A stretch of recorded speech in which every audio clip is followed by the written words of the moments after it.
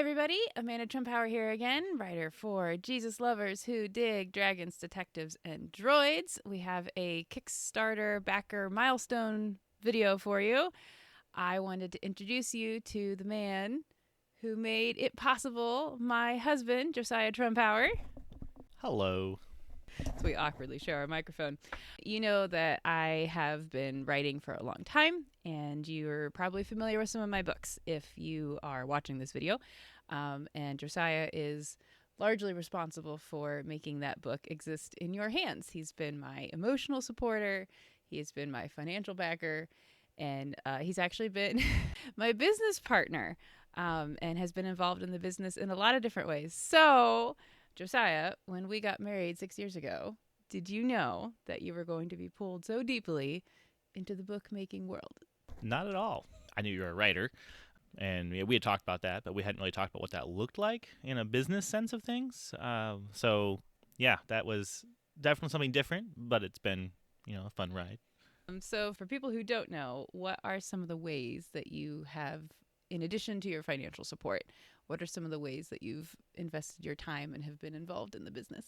One of those would be, when she comes up with ideas about what she's going to be doing for the next book, or she's currently writing the book and has some questions about, like, do you think this flows well? Do you think this would be logically possible, or whatever it is?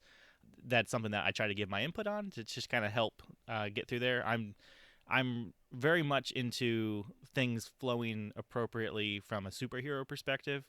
So if someone has a certain superhero ability, they can't be doing certain things that would be contradictory to their ability or be overpowered.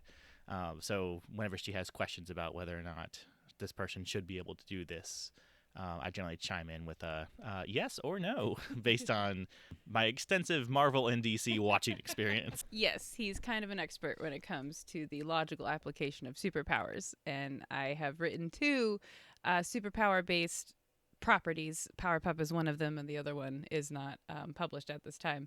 And he was instrumentally helpful in both of those, developing some of the superpowers. You also help me at events, which is a big deal. He helps me sell when we go to the different events, and sometimes that's a 1 hour commitment. Sometimes it's a 13-hour commitment on a concrete floor. So he's immensely valuable with that. And am I allowed to do the books and run the cash register at the events? Absolutely not. Her version of math is guessing. So we would probably lose money. So I'm there partially to make sure the investments are actually investments rather than charity. But I'm the person who runs that stuff. I cannot add, even using a calculator, the numbers always come out differently. It's a superpower of mine, and it confuses him. So we've been doing this for 2.5 years. Over the last 2.5 years, what have you learned about the bookmaking process that you didn't know before that you either find interesting or appalling or notable in some way? I think mine is kind of colored by the fact that you're doing the publishing on your own as opposed to going through a traditional publisher. I did not realize how much business was specifically required in order to do the publishing on your own side of things. I don't know what the actual statistic would be, but it kind of feels like you do 60 to 70% business and like 30 to 40% of actual writing.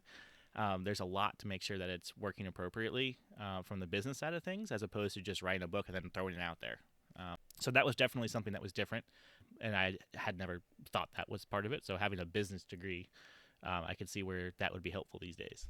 When I'm not spending our money on bookmaking and when you're not selling books with me at conventions, what do you do for an actual living?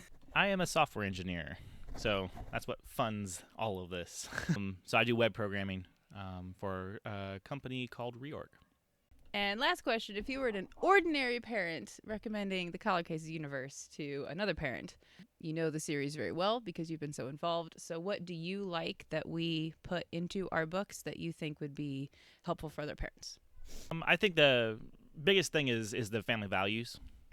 When you pick up one of the Collar Cases or Powerpup, we come from a Christian family, and we make sure that we have those Christian family values that are there. So you're never going to see the LGBT content, or no one's going to be using swear words or something like that. That's one of the big things is, you can pick it up and you know that you could just hand it to your child and there wouldn't be anything that you'd be like, oh my gosh, that shouldn't be there. And that's our children. That's a wrap, everybody.